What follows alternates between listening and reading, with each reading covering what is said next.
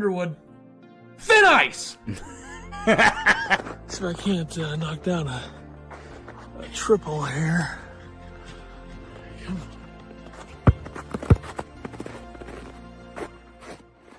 Woo, okay. Didn't even miss a shot this entire time, so take that. This better be good for the team.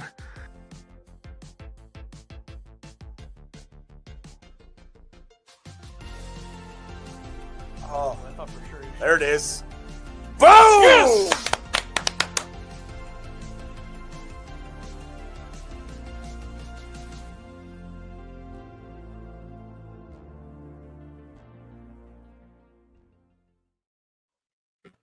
All right, Illini Basketball Podcast, episode 281. The date is January. No, it's not. It's December 2nd, 2025. I don't know why I said January. I was being dead serious. Illinois coming off of a Black Friday loss to UConn and getting over, not a full week off because I guess you played Friday, but you get pretty much 6 days off in between the loss to UConn and playing Tennessee on Saturday. Do you know how a week works? Yeah, but they played Friday, so they have Saturday through Friday off, and then they played Saturday. Okay. Friday wasn't an off day. They played, and Saturday is not an off day because they're playing. There you go. I gotcha. Makes sense. But it is Okay. Saturday night, so, you know, it's close. Good for Jeffrey to check in. Couple paragraphs to start us, and then Fred John checking in, or Tim Hanks. Is Fred John or isn't Fred John? Nobody even knows. Like I'm very confused by it, really. Purd is better. I would also say Purdue is better as well. Forgot the second U there. That's all right. But Illinois 74-61, the loss. I think this is the type of game where it's really not even worth doing a player of the game, but obviously it's Kylan Boswell. Yeah, I don't know how. I think you have to. He's the only guy that was there. That's the second game this has happened this year, by the way, because I think Alabama was pretty similar with that, other than Stojakovic in that game at least. Yeah, 25 points, 9 rebounds, 3 assists. I mean, the only guy that seemed that he could score. He did go 2 of 8 from 3. Illinois shot a whopping 21% from 3. 6 of 29. Yeah. And that's rounding up. I mean, you do round up in that spot, but 20.7 if you don't, I mean, yeah. Yikes. I will say free throw shooting was excellent. That's had that going for him. 17 of 18, only 1 miss, which was Mirkovic. There was a lot of problems in this game. I think we should start with the uniforms, though. Yeah, not a problem. Uniforms were great. Very nice. I heard a lot of complaints about debuting those uniforms on a blue court, but yeah, that is, it's so demoralizing when you don't realize that the court is going to look like that, and then you see it when the game starts, and you're like, what the hell? yeah. So they had to play on the Knicks NBA Cup court, which was all blue, which excellent. I mean, way to ruin the sport, Adam Silver, you scumbag. Ruin the NBA. I mean, the fact that the Boston Celtics changed their court at all for something as stupid and as shitty as this is an embarrassment. It's Silver trying to pretend like the NBA is some sort of international force. Well, you know what makes like soccer events like that exciting, which is what he was going for, is like there's teams in different leagues that don't ever play each other. Like these NBA teams play each other all the time. It's just completely senseless. It's stupid, and it forces Illinois to have to play on that court. I will say, don't ever vary from those 3 uniforms now. You have the orange script, the white script, and these Fighting Illini navies. Don't ever wear anything else. Do you think it was good to debut a Navy uniform, knowing how Illinois plays in the blues for a game like UConn, though? I don't have a problem with it. Probably would have done it against Tennessee, but yeah, I mean, they're 0 for 1 in these new ones, so it's all right. I'm not going to blame the uniform. When you play this bad, it's hard to blame the uniforms. What do they wear against Tennessee? I guess they have the orange Fighting Illini ones too, right? So that those can stay in the rotation. I'm guessing they're going to wear the white script. Probably is my prediction. Tennessee's going to wear their orange. I think that's what Illinois wore last year against Tennessee when they choked against them. They wore white, I think. Yeah. But no, they can't shoot. I mean, that's kind of what it is. They shot really well for the first few games, and It has not been the same since, I guess. They're now 202nd in the country in 3-point percentage, and this game was no different. You go 6 of 29, and they just didn't have an answer for anything UConn was doing. Like, you had to know that Caravan and Solo Ball ended up 2 of 9 from 3, but he got off to a really good start. You had to assume those guys were going to start to make shots. And then Malachi Smith doing what he did. I don't know. Yeah, and you got Big Z and Merkovich going 0 for 9 from 3. Brad finally just had to pull Big Z because he kept chucking and nothing was even close. Merkovich, I don't mind his threes. Everything looked short for everybody though. All of Merkovich's, you could tell, were going to be short. It seemed like Hurley's plan was to let those guys shoot threes also. He didn't. Depth perception on a blue court, I think, is tough. Probably. But it kind of you saw two different teams here. Like, you saw a team that, plays 5-out ISO ball, and you saw a team with Hurley that they set, screens all over the court. They move, they never stop moving. And I mean, that's the difference is between what Brad's doing offensively and what Hurley's doing offensively. It's completely opposite. Well, I will say the rotation right now is like a probably, I guess we'll take away the first couple of years of Brad, but this is like the biggest disaster that I think we've seen from this coaching staff in this decade. Is this rotation is a train wreck. Like, they're just throwing guys. They have no idea what lineups work and what lineups don't.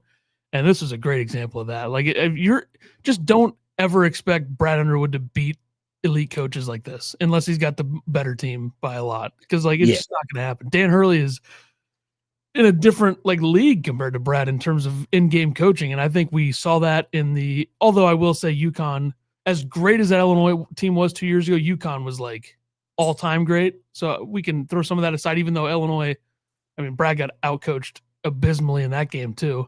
It's just not going to happen. And people will say, "Oh, you're a Dan Hurley guy," all that. Like, it's just, this is the fact. And I think it's evident. I think Illinois fans saw how evident it was in this game. In the lineup, Brandon Lee came in basically because he had to, because nobody would play defense. Yeah. And he again played really good defense. And then he didn't play Jake Davis all game, and he runs Jake Davis out there the last 8 minutes.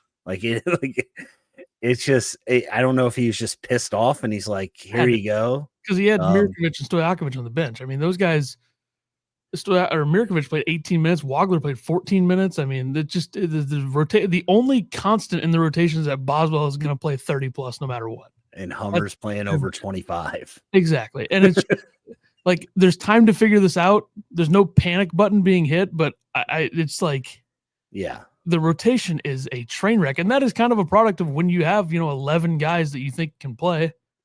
And that's kind of what happens. And is that the injuries early in the year don't help, but very evident in this game that their rotation is just a train wreck. Yeah. And I think a team like UConn that never stops moving, like it showed flaws in what Brad says, is an athletic team. Like, to have to chase all day. Tommy looked tired, which I know he's still working on conditioning and stuff, but they outworked Illinois throughout the whole game. Yeah. Good offensive ratings for Boswell and Ivisic. Tommy looked okay. Double-double, but it just didn't really get going quick enough. Yeah, Tommy looked good second half. And yeah. I think having not a week, 6 days or whatever till the next game, I think that's going to help him. I expect Tommy to come out against Tennessee and hopefully be at, full capacity playing 30 plus. But they're going to need somebody with Tennessee's lineup. The offense is just kind of throw the ball out there and somebody's going to take a three. Yeah. Or Boswell is going to the rim. Or Stojakovic. The fact that Stojakovic made 0 shots inside the 3-point line in this game is stunning. And I think it says a lot about UConn and a lot about Illinois' offense, which is, I don't know. Like I think people have acknowledged by now that Illinois is not the most well-coached team in games. I think that's been acknowledged, and I think everybody knows that, which is kind of a miracle that they've been as good and consistent as they've been for the last 5 years. But something's got to give with the way the offense is being run right now, because it's not. I mean, you scored 61 points in this game. You looked fine against whatever the game was before this one. I mean, that was UTRGV, right? You looked fine in that game, even though it was a little sloppy. But I just, I don't know. This is the type of game that maybe they'll start to figure some stuff out. But there was nothing happening in this game in the way of adjustments on offense. They looked the same pretty much the whole time, and they couldn't make any shots, which makes things way worse. Yeah, and I think that's the biggest exposure to Brad's offense is like if they're not making shots, I don't care if you get 6,000 rebounds, which they did get out rebounded in this game, but it doesn't matter. Like shots have to go in, and I don't know. I don't know. There's nobody on this team that I'm like, okay, that guy's a 3-point shooter. As much as I want to say it's Hummer, there's nobody.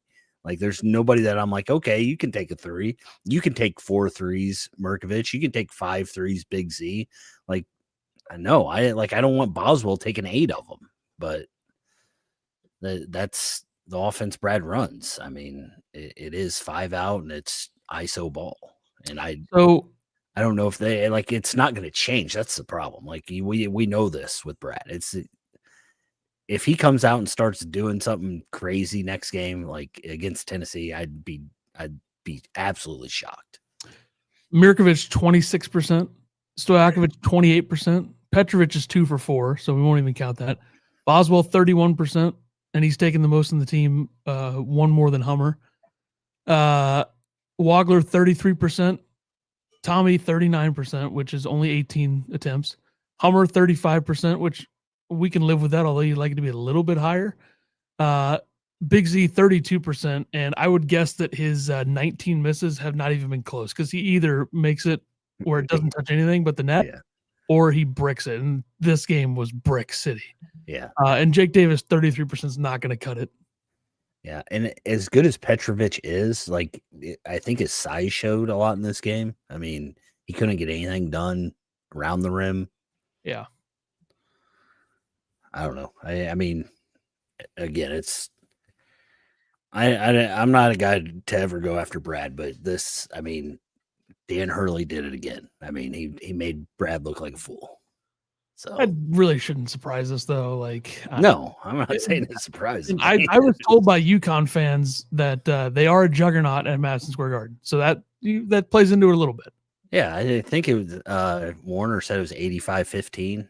UConn fans, so 85%. I'm sure, yeah. It's tough with it being a holiday week. Yeah. And yeah, usually when Illinois plays at MSG in the past, it's either been early December and they're playing like Texas or FAU, so they can out crowd them. I did see Illinois fans calling for don't schedule these games, which I think that's ridiculous. Insane. I think it was somebody from the chat commented that on Twitter, and I was like, come on. It was Wes something. Yeah, Oregon, you're right. Yeah. Yeah. It just, that's just, I do think that Illinois should consider doing an MTE at some point. Of course, this players era thing is never going to be fixed without a bracket. Is Tim Hanks talking to himself? Yeah, I'm just letting it go. Okay. All right. He said Fred John said this, and then Fred John, and they switched from Facebook to YouTube. It's a whole thing. All right. But I do think there's something to the fact that you don't have to play all of these games when you could just play an MTE, like just go to Maui or play in one of the other ones. You don't have to do this. I don't know. Do you think Brad's ever going to do the players era? I mean, eventually it's going to be 120 teams in it. They have to change the format for it to be more watchable. Yeah, but they're doubling the teams next year. I think 32 teams next year. I think Illinois is going to go back to Maui when Maui is completely dead and there's nobody else in it. I hope so. I hope so. They went to Maui in 2015, 28. What year was Iowa freshman? Because it was that year. I think it was Was Brad's second year. So I think it was 17. no. Let me see. Yeah, it was 2018 Maui 2018-19 season. They lost all 3 games, but they almost beat Gonzaga, so it was exciting. But yeah, I don't know. I don't think that you have to, like, it's good to play Alabama and Texas Tech and UConn, Tennessee. Like, those are all good opponents, but I don't think it would hurt to do an MT like once. Yeah, I agree. They did one. UTRGV and LIU. Yep. MTE. I guess that's true. Are we going to read Jeffrey's paragraphs or? Eh. Okay. Uncle Phil says Big Ten starts tonight. Yeah, Michigan State, Iowa plays tonight. Izzo's final season. You got bamboozled like Ethan and the producer by the guy on Twitter. I don't think it's his final season. No blue uniforms are cursed, says Uncle Phil also.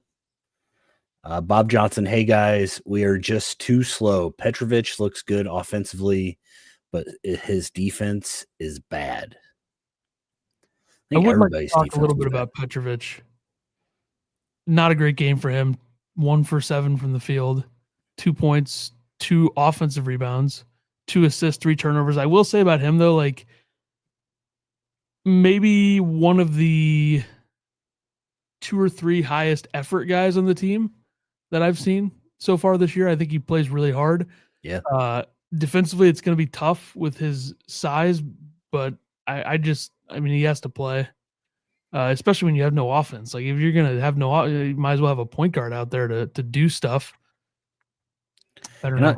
I'll tell you what, like, with as much as UConn screens, like, they're allowed to get away with some screens that probably aren't as legal as they should be. I mean, Caravan looks like he's body checking everybody moving into him. But again, that's what their offense is. So I think they get a little bit more leniency to that. Illinois, they've never been able to set a screen, never, and nobody on this team was fighting through a screen. The ant thing of Humrick House getting screened and he just kind of stood there, or was it Petrovic that got screened and Hummer didn't move? I mean, it's embarrassing how bad they play in off-ball screens and on-ball screens. It's like they've never got picked before. I guess because in practice they don't ever set screens, so they don't really know how to defend against it. So maybe teams should just start doing what UConn did, I guess. Should. Quackle, what's going on? Not going to hit the panic button yet, but things need to change. Nobody likes the blue court. I guess that's court. Jay says, feels a lot like last year. If this team doesn't make shots, you're probably not winning versus a top 25 team. They don't have the defense or toughness to win a muck it up game versus a quality opponent.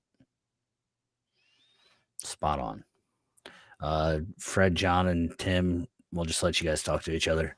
Embrats, I wonder if we made the 6 layups we didn't and had a couple shots fall that didn't, if Brad is still out-coached. They did miss a lot of layups. They missed a lot of shots. They went 19 of 60 from the field.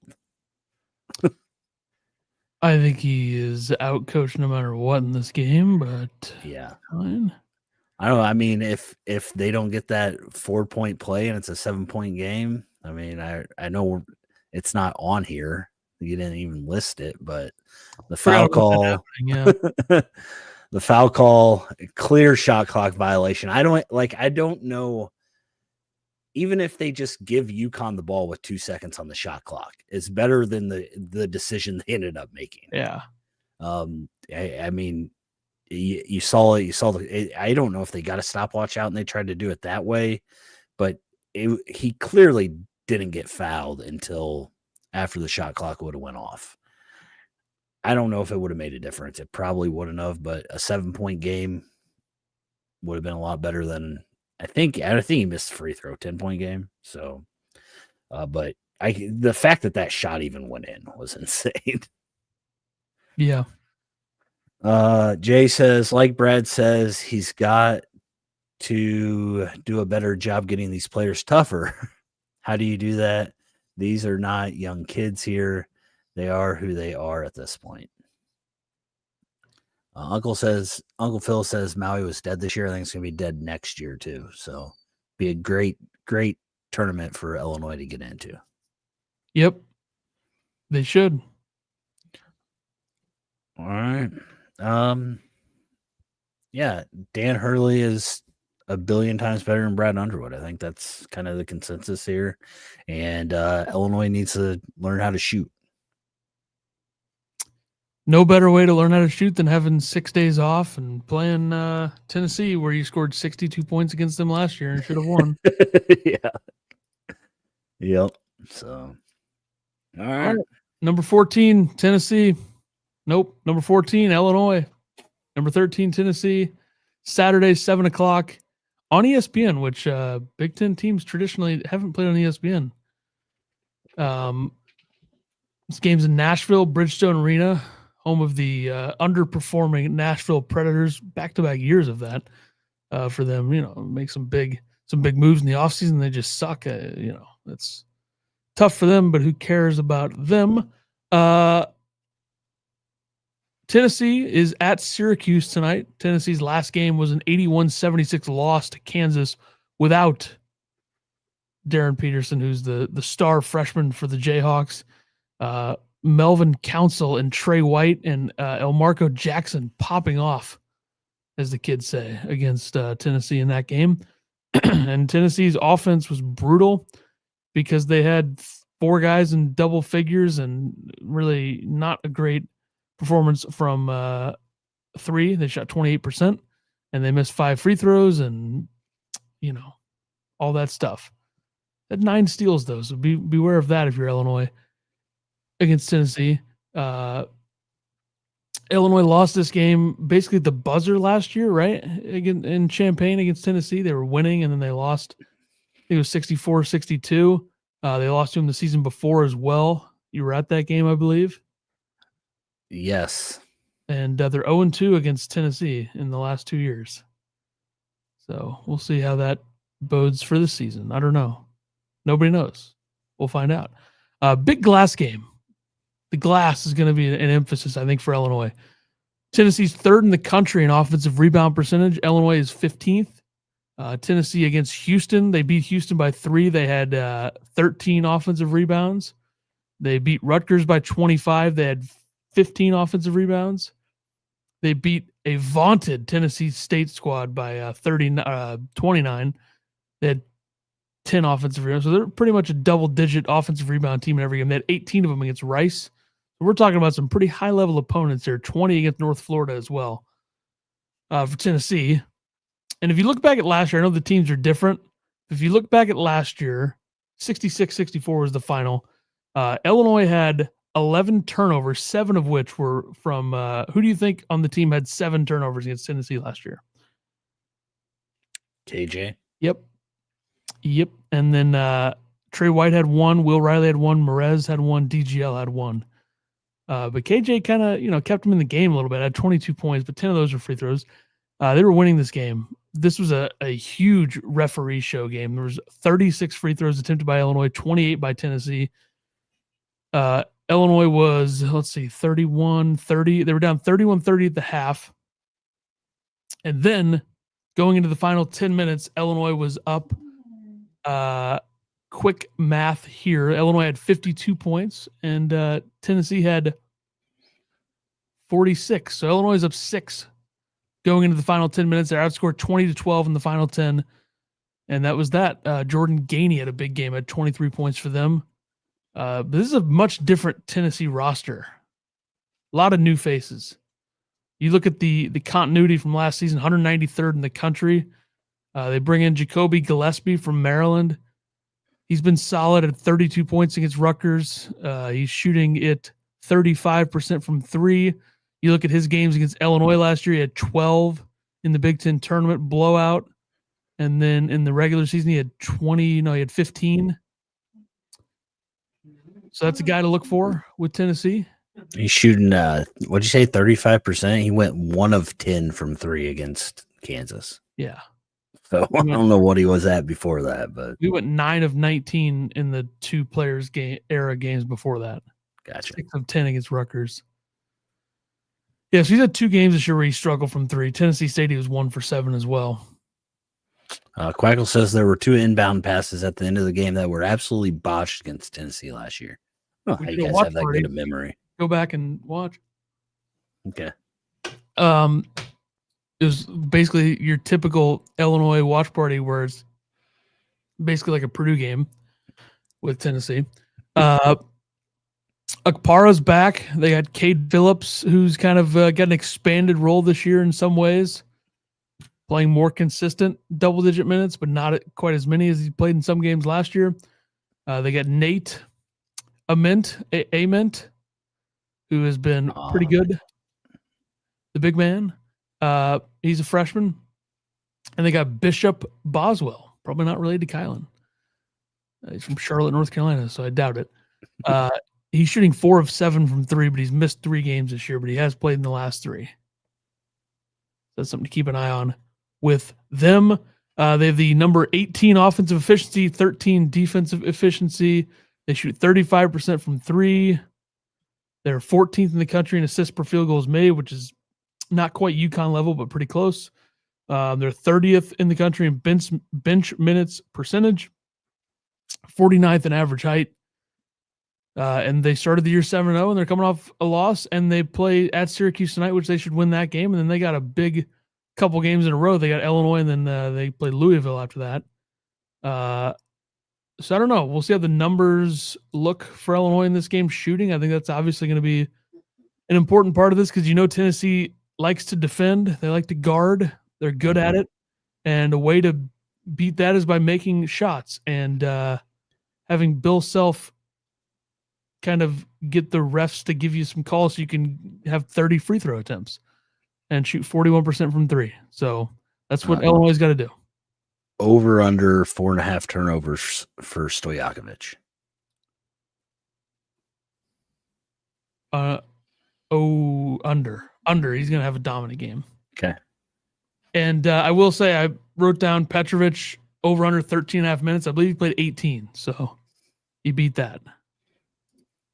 Good work. Yep. Good for him. Did you have Hummer playing 26? No, but I'm not surprised. I mean, I'm not surprised either. It's the only guy that Brad likes to leave in. It doesn't matter what he does. Yep. All right. I really want to discuss. I'll discuss it in a minute. Never mind. What? It's something that has nothing to do with this game. Players to watch. I'm gonna go with David Mirkovic for the Illini. He's got to start showing me something. He had some good games. He's had some really bad games. I need a consistent David. I know he's averaging 10 rebounds still. Like to see him knock down a couple threes. I think he can do it. So he's got to get some confidence or something. It looks like, I don't know. And then I'm going to go with Gillespie for Tennessee. He, like I said, he came from Maryland. He's one of the top point guards now. In the league, averaging 18.5 points per game, 5.5 assists. You gave all his stats earlier, so I don't have to do that, but there you go. Right.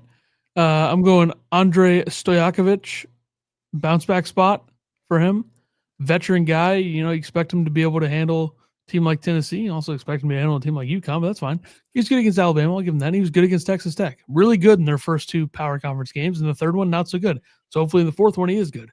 They need that. And then the big man, Nate, is what we'll call him. I don't want to get it wrong because it'll be like, oh, you don't even watch. Like, yeah, I don't watch Tennessee basketball unless I have to because I don't like watching them because they're fucking boring. He had 20 points against Kansas, gets to the free throw line a lot. So keep that in mind when Big Z fouls out in the first 5 minutes.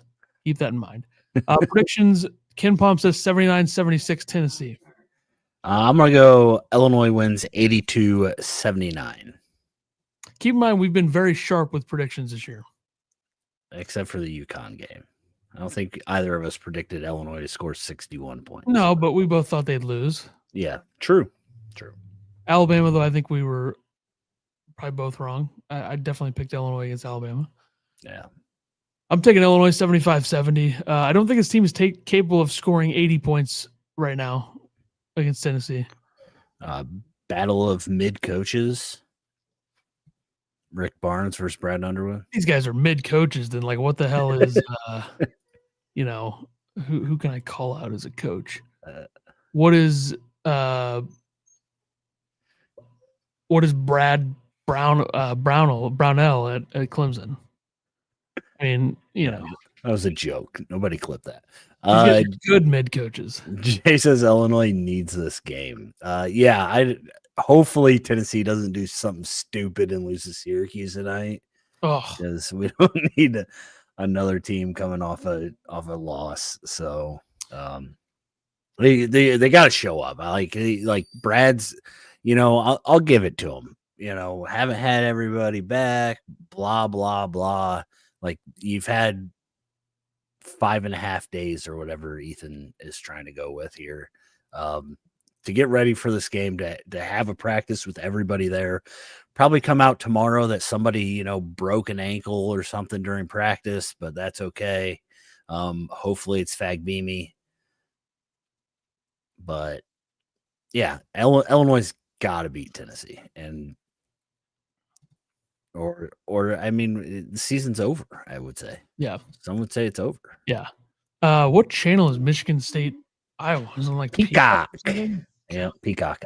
Purdue Rutgers also. Yeah, that's on FS1 tonight.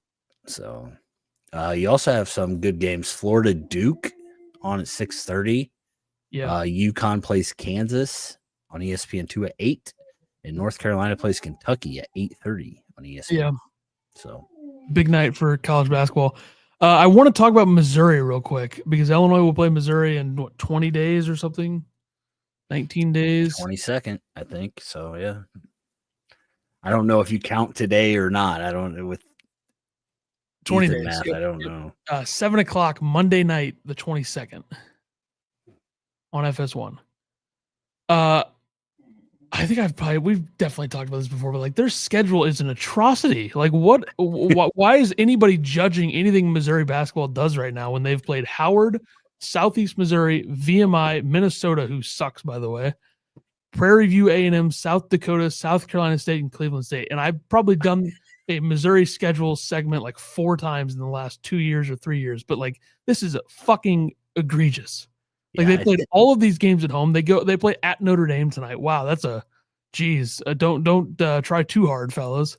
I mean, my God, and they are obligated to play Kansas and Illinois essentially for rivalry. Yes, I think you talked about this a couple of weeks ago or a week ago. It's so disgusting. They have the 364th overall strength of schedule according to Ken Palm. Like that is fucking ridiculous. So the reason that I even bring it up is because I feel like when I was looking at our Twitter, which I don't even really scroll college basketball Twitter that much, I probably should do it more now that we're in the season. But you pick up on things like people talking about Missouri. Like, oh, Missouri was up 25-4 in the first 10 minutes against Cleveland State. Like, who gives a fuck? Like, they've played nobody. It's an embarrassment. Like, they pad their metrics. They're number 29 in KenPom right now. You're telling me that team has any business being in the top 30 with that fucking garbage schedule? Yeah, it is. It is pretty bad. Pretty bad. They did the same shit last year, except they played Memphis early in the year.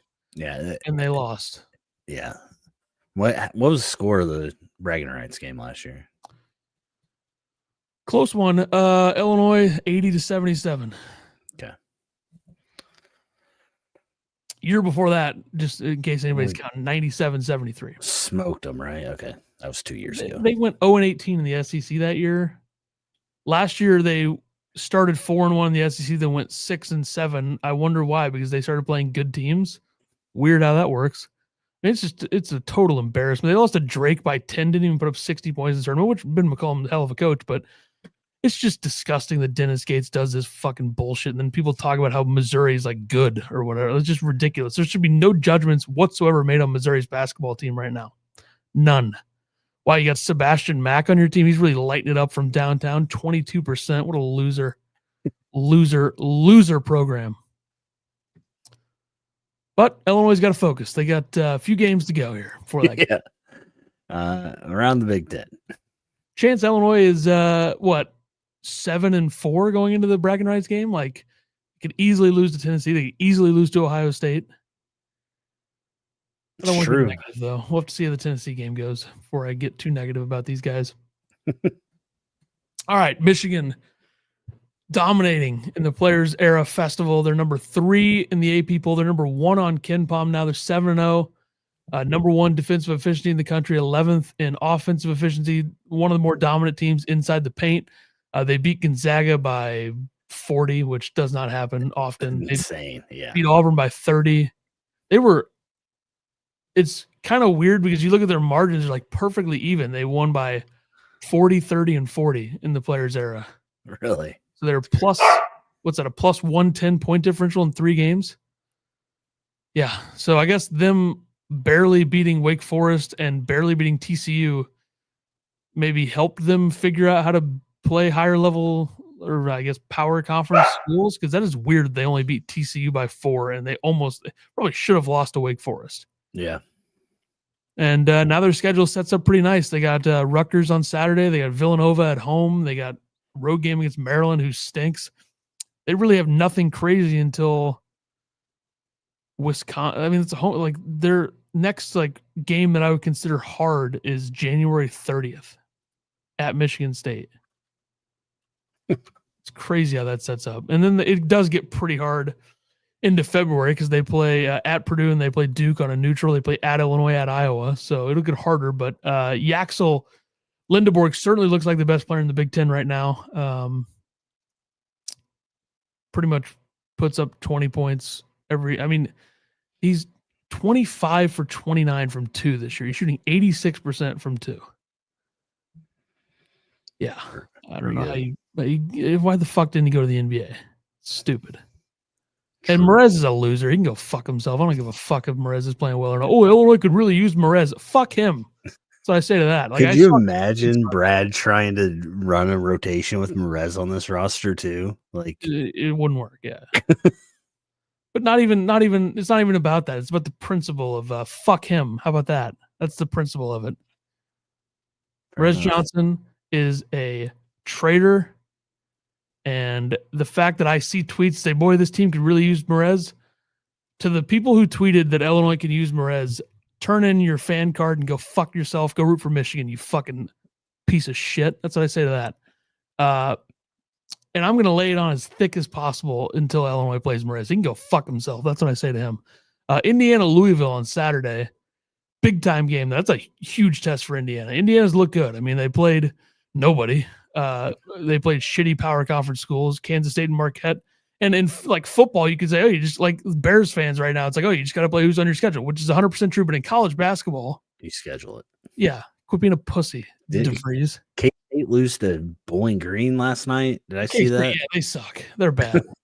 They did almost beat Nebraska, but they lost to Bowling Green by 16 last night. That's whoa, what a complete one-off Jerome Tang's first year was there. Indiana does play Minnesota tomorrow, so maybe they'll lose at Minnesota. Really hard game there, but it's a neutral against Louisville. It's in Indy. That'll be a good game.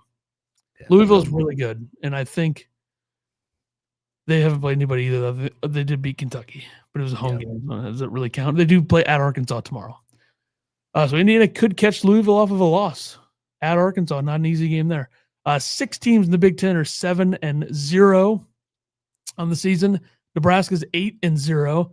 And the only schools that really earned the undefeated mark, probably just Michigan and Michigan State maybe, and maybe Purdue. Other than that, not impressed. Although Iowa beating Ole Miss the way they did, pretty impressive.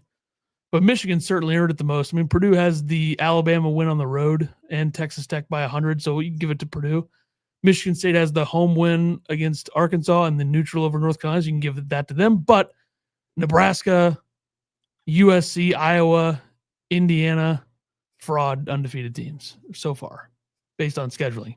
Now, the team that has, been the most impressive in the Big Ten in the way that like their schedule sucks, but you got to beat who's on your schedule is always Nebraska every year. Like they have played nobody. It's pathetic. There's like these conference. Missouri falls into this category. You just play absolutely nobody. Like, oh, we scheduled Oklahoma. That's a really tough neutral site power conference team. Boy, that'll really be a tough one. I mean, why do teams do this? Yeah. I saw something. It was like Nebraska was so bad last year they didn't make the Big Ten tournament. So they played in the Crown or whatever the hell it was. And now they're 8-0. So they have the longest winning streak because they didn't even make the Big Ten tournament. Yeah. Yeah, longest active win streak, 12 right now, dating back to last year. I don't know. It really bothers me that these certain coaches schedule the exact same way every year. Gotta get those wins early or you get fired. Shouldn't even work that way anymore. There should be enough metrics now where they're like, oh. This seems like this is the schedule some Illinois fans want. So if Illinois does that, we're done. I agree. Start the schedule like Missouri, we're out. I mean, our first year, this is how they schedule games. Yeah, they were bad though. You kind of had to. Yeah, I think that was the year they started 5-0 or whatever, and they ended up 14-17. Exactly. You don't want to make yourself think you're good. Like that's what half of these schools are doing. Like Nebraska fans probably think they're really good right now, but they're not. They're perfectly average, right in the middle of the top 100 on KenPom, 50th, right in the middle. And it's not like they've been blowing teams out either. Like their biggest win was against just a garbage West Georgia school. They beat Oklahoma, who's not good, by 6. They beat a Richard Pitino-less New Mexico by 12. And they beat a horrible Kansas State team by 1. So, yeah, exactly. They beat South Carolina Upstate by 9. South Carolina Upstate lost to West Georgia. So there you go. But yeah, I'm just tired of the way some of these schools are scheduling. And the number one defensive efficiency team and offensive efficiency team in the country are both in the Big Ten. Purdue on offense, Michigan on defense. Good for them. I'm sure this is exactly how the season's going to go, and Michigan and Purdue will be undefeated except for when they play each other. Saw Illinois 24th in the net, first net ranks. Yep, I meant to mention that. Yep, that's tough. Also, one more Big Ten game tonight. I had to scroll over. USC plays Oregon at Oregon. Sure, you'll be tuning in for that one. I think for probably the quickest ever, I'm out on an Oregon team in basketball. It's over for day and age by hanging up. But I'm just looking at the non-conference strength of schedule net rating on KenPom right now. I've been scrolling for like an hour and a half. I haven't seen Missouri yet. Let's see.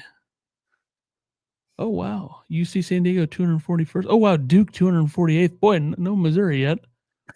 Are they last? Iowa 296th. Not a surprise. Texas A&M 319th. Kentucky 325th. Yikes. Louisville 345th. Bad look. East Tennessee State 362nd. Hawaii 360th. Oh, there's Missouri 364th. They're second to last in that. Great. Really good, guys. Way to pad your metrics against those schools. It's just pathetic. Like at some point you can't do that every year. He's done that. He's been there 4 years. They've done that shit every time. And the schedule his first year was literally pathetic. So yeah, that's the theme of the day. Is Missouri's schedule is a fucking joke, and Merez, fuck Merez. There you go. Yep. Don't forget, like, subscribe, comment, go buy merch. Hummer hoodie going fast, folks, going fast. Do you think I got this one. Do you think I need nice. to say something like I'm not talking about Merez personally or just the basketball part of it, or no, I think you're fine. Because I'm talking about him personally too. It's just a show. That's just it's if somebody's not going to go after Merez or talk shit about Merez, then what are we doing? Yeah. We doing a watch party Saturday? If you want to, yeah. I mean, we did it last year. It was bad, so good chance to redeem ourselves. What was bad? Us? Just a loss. Oh, The way they lost. okay. Very annoying. All right. And I don't know what the other games are, but I don't know. All right. We will be back on Saturday night. Has Merez to 3 yet? I don't think so. 0%. Let's see. How many has he taken? I think like 2 or 3. Okay. I can't find it that quick, so. All right. Well, we will be back on Saturday night at like 6:51. So we'll see everybody then for the Tennessee-Illinois game on ESPN, and follow the Twitter at Podcast Line and all the other stuff. Maybe we'll do calls on Saturday night after Illinois loses by 100 or wins by 100 or loses by 2 at the buzzer. All right. See everybody then. Underwood. Thin ice!